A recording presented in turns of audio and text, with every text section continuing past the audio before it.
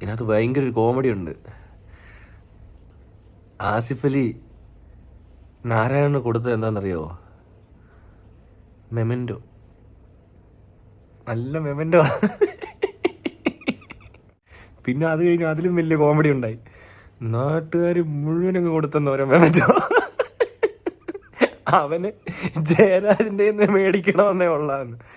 ഇതിപ്പോ ആസിഫിൻ്റെ മേടിക്കുന്നു, ജയരാജിൻ്റെ മേടിക്കുന്നു, പിന്നെ നാട്ടുകാരുടെ മുഴുവൻ മേടിക്കുന്നു. ഇത്രയും ഭയങ്കരമായൊരു മെമൻറ്റോ ഇനി ആർക്കും കിട്ടുമെന്ന് തോന്നില്ല. അതിന് കഠിനാധ്വാനം ചെയ്യണം. ഈ മെമൻറ്റോ എന്നൊക്കെ പറയുമ്പോൾ എന്തെങ്കിലും ഒരു കാര്യം ഓർത്തിരിക്കാൻ വേണ്ടിയിട്ടാണല്ലോ. ഇതിപ്പോൾ സാധാരണഗതിയിൽ ഇപ്പോൾ നമ്മളിപ്പോൾ എന്തെങ്കിലും ഒരാൾക്കൊരു വളരെ കുറച്ച് പേരൊക്കെ ചിലപ്പോൾ അറിഞ്ഞെന്ന് വരത്തുള്ളൂ. അത് നമ്മൾ തമ്മിലുള്ള ഒരു സ്ഥാനമായിട്ട് ചിലപ്പോൾ ഒതുങ്ങിയെന്നിരിക്കും. പക്ഷെ ഇത് കേരളത്തിന് മൊത്തം ഒരു മെമൻറ്റോ. ആ മെമൻറ്റോ മറ്റേ മാൻഡ്രേക്ക് സിനിമയ്ക്കകത്ത പ്രതിമ പോലെ ഉണ്ട്. എന്തൊരു മെമൻറ്റോ ആണ് ഇത്! എല്ലാവർക്കും ഓർത്തിരിക്കാൻ പറ്റിയൊരു സാധനം അല്ലേ? പല മെമൻറ്റോ ഇതിനു മുമ്പ് പലരും കൊടുത്തിട്ടുണ്ട്, വാങ്ങിച്ചിട്ടുണ്ട്. പലതരം മെമൻറ്റോസ് ഉണ്ട്. മെമൻറ്റോ എന്നൊരു സിനിമയുണ്ട്, ക്രിസ്റ്റഫർ നോളൻ്റെ പടമാണ്. അത് കണ്ടിട്ടാണ് ഗജനി എടുത്തത്. ഗജനി കണ്ടു കഴിഞ്ഞാൽ ക്രിസ്റ്റഫർ നോളൻ ആ പടം കണ്ടിട്ട് ഇനി സിനിമ എടുക്കുന്നില്ലെന്ന് തീരുമാനിക്കും. അതുപോലെ തന്നെ ഈ ഗജനി സിനിമ എടുത്ത മുഴുവൻ ക്രൂവിനോടും പ്രത്യേക നന്ദി അറിയിക്കുകയും ചെയ്യും, ഉറപ്പാണ്. അതാണ് ആ പടത്തിൻ്റെ പ്രത്യേകത. ആ പടം കണ്ടിട്ട് വേണ്ട രീതിയിൽ ഇവർക്ക് മനസ്സിലാവാനാണോ അതോ ഇവിടെ ആൾക്കാർക്ക് മനസ്സിലാകത്തില്ലെന്ന് മേടിച്ചിട്ട് മാറ്റി. പിന്നെ ഇവിടെ വരുമ്പോൾ എല്ലാം പാട്ടും കൂത്തും ഡാൻസും പ്രേമവും ഊളത്തരമാണല്ലോ. എന്തൊക്കെയോ കാണിച്ചേക്കെ. ഇതിന് ഭയങ്കര ഹിറ്റ് പടമാണ്. അങ്ങനെ പടങ്ങളൊക്കെ മെമൻറ്റോ. എന്നാലും എൻ്റെ മെമൻറ്റോ ഇങ്ങനെയൊക്കെ ചെയ്യോ? 2 ദിവസം ഒരു മെമൻറ്റോ ഇങ്ങനെ ഏറിക്കിടന്ന് കളിക്കുക. എനിക്ക് അവിടെ നിന്ന് വേണ്ട, എനിക്ക് ഇവിടെ നിന്ന് മതി. എൻ്റെ ഗർഭം അങ്ങനെയല്ല. എങ്ങനെ ഇരിക്കണേ? ഇനി ആരും മെമൻറ്റോ മേടിക്കാൻ ചെന്നാൽ ആരും കൊടുത്താലും മേടിക്കും. എവിടെ ആരാന്ന് പോലും ചോദിക്കത്തില്ല. നീ ആരാടാ? ഇല്ലെങ്കിൽ തന്നേക്കെ മെമൻറ്റോ വന്ന്. അയ്യോ ആണോ വന്നെങ്കിൽ തന്നേക്കെ. ബോംബ് കൊടുത്താലും മേടിച്ചോണ്ട് പോകും വേണം മെമൻറ്റോ വന്ന് പറഞ്ഞ. അയ്യോ എന്തൊരവസ്ഥയൊക്കെയാണേ.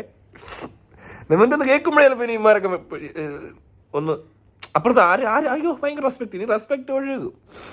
ഇങ്ങനെയൊക്കെ അറിയത്തുള്ളൂ അവർക്ക്. അവന്മാർ അത്രയ്ക്കൊക്കെ ഉള്ള ആൾക്കാരല്ലേ ഉള്ളന്നേ. ഇമാരുടെ കാര്യമല്ലേ. അവർക്ക് ഈ അഹങ്കാരവും ജാടയൊക്കെ ഇച്ചിരി കൂടുതലാണ്. അതിൻ്റെ പ്രശ്നം അവരെപ്പോഴും എവിടെയെങ്കിലുമൊക്കെ കാണിച്ചുകൊണ്ടിരിക്കും. അതായാലും ഇപ്പോൾ കുറച്ച് കുറഞ്ഞിട്ടുണ്ട് കുറച്ച് പേർക്ക്. ഇനിയും വരുമെന്ന് ഇതുപോലത്തെ സിനിമാ മേഖലയിൽ നിന്നൊക്കെ പറഞ്ഞു കഴിഞ്ഞാൽ ഏകദേശം കുറേ ഇതുപോലത്തെ കാര്യങ്ങൾ ഒരുപാട് ഡെയിലി സംഭവിക്കുന്നതാണ്, സംഭവിച്ചുകൊണ്ടിരിക്കുന്ന ഒരു ഏരിയയാണത്. അപ്പോഴാണ് എനിക്ക് അത് പോരാ, ഇത് വേണം മമ്മി. നീ നിന്റെ അച്ഛനോട് പറഞ്ഞ് വേറൊന്നും മേടിച്ചോളാൻ. അത് തിലകൻ്റെ ഡയലോഗുള്ളത്. നീ നിന്റെ പപ്പയോട് പറഞ്ഞ് വേറൊന്നും മേടിച്ചോളാൻ പറയത്തില്ലേ? കലണ്ടർ മലയാള മനോരമ തന്നെ. കലണ്ടർ മനോരമ തന്നെ. മെമൻറ്റോ അത് നാരായണ തന്നെ. ഇതിനിടയിൽ നിന്ന് രക്ഷപ്പെട്ട ഒരാളുണ്ട്, മിണ്ടാതിരിപ്പുണ്ട് ഒരുത്തൻ. അതാരാന്നറിയോ? ഇവിടെ 2 പേര് മിണ്ടി. പക്ഷെ വേറൊരുത്തനാണ് മിണ്ടാ സൈഡിൽ കൂടെ ഒറ്റ പോക്ക് പോയിട്ട് പിന്നെ അവനെ കണ്ടിട്ടേ ഇല്ല. അവനാണ് ജയരാജൻ. എടാ നീ എവിടെയാടാ? നിനക്കെന്തേലും ഒന്ന് പറഞ്ഞുകൂടെടാ? നീ എന്നാടാ മിണ്ടായിരിക്കുന്നേ? നീ എന്നെ പമ്മി ഇരിക്കുവാണോ? നിനക്കൊന്നും പറയാനില്ലേ? നീ അങ്ങനെ ആയിരിക്കരുതല്ലോ. നീ പറയണ്ടേ എന്തെങ്കിലുമൊക്കെ? അവിടെ നീയാണ് കൊടുത്തത്, നിൻ്റെ നിന്നാണ് മേടിച്ചത്, നിൻ്റെ നിന്ന് മേടിക്കാൻ അവൻ എന്താണ് ഇത്ര ആഗ്രഹമൊന്നും. അതൊക്കെ നീ എന്താ പറയാത്തേ? നീ എന്നെ മിണ്ടായിരിക്കുന്നു മൂലക്ക് കയറി. നീ മുങ്ങിയോ? അത് ഇനി കുറച്ച് ദിവസം കഴിഞ്ഞിട്ട് വന്ന് പറയാനാണോ? ആലോചിക്കുക എഴുതുവാണോ? അല്ല അവനെ കണ്ടില്ല. പിന്നെ അവൻ എവിടെ പോയി? മറ്റവന്മാർ രണ്ടും ഒരുത്തം വന്ന് തൂറി വാരി മെഴുകി. ആച്ചിപ്പലി വന്നിട്ട് അയ്യോ കുഴപ്പമില്ല, അതൊരു പ്രശ്നമല്ല, എനിക്ക് അങ്ങനെ തോന്നിയില്ല എന്ന് പറഞ്ഞു. ലവൻ എവിടെ പോയി? അവൻ മുങ്ങിയതാണ്. അവൻ നോക്കുമ്പോൾ വെറുതെ നൈസായിട്ട് പിച്ചറിന്ന് ഒഴിയുന്നതാണ് നല്ലത്. അല്ലേ ഇനി അവൻ്റെ നെഞ്ചത്തോട്ട് കയറി ചിലരൊക്കെ വന്ന് കുത്തുന്നുണ്ടായിരുന്നു. അത് കൊടുത്തപ്പോൾ ആ ജയരാജൻ ഉറപ്പില്ലേ കൊടുക്കാൻ എന്നൊക്കെ ചോദിച്ചോണ്ട് ആരോ ഞാൻ കണ്ടു പലയിടത്തും വാട്സപ്പിൽ കൂടെ കറങ്ങി വരുന്നുണ്ടായിരുന്നു. ജയരാജ് ചെയ്തത് ശരിയായില്ല, ആ വിവേകം അയാൾക്കും വേണ്ടേ എന്നൊക്കെ ചോദിച്ചു. പക്ഷെ അപ്പോഴും ഇവൻ മുങ്ങിയേക്കുവാ.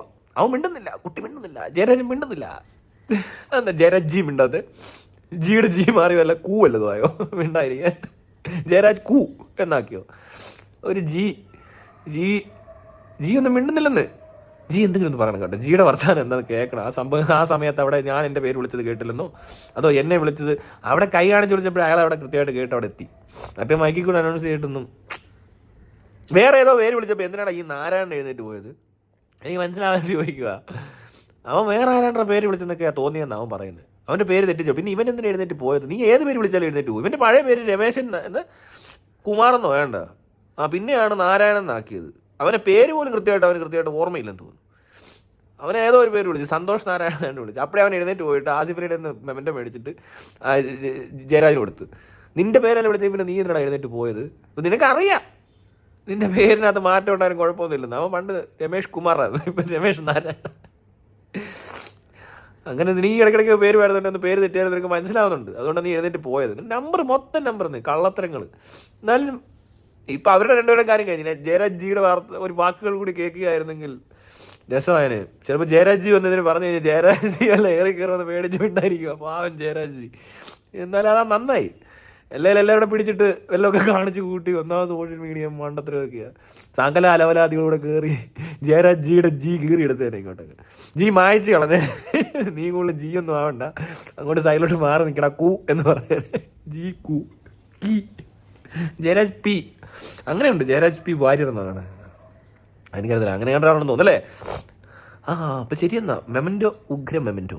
ഇനിയും ഇങ്ങനെയുള്ള മെമൻറ്റോ ആൾക്കാർക്ക് കിട്ടട്ടെ എന്ന് ആശംസിച്ചുകൊണ്ട് ഞാൻ എൻ്റെ വാക്കുകൾ ഇവിടെ ചുരുക്കുന്നു.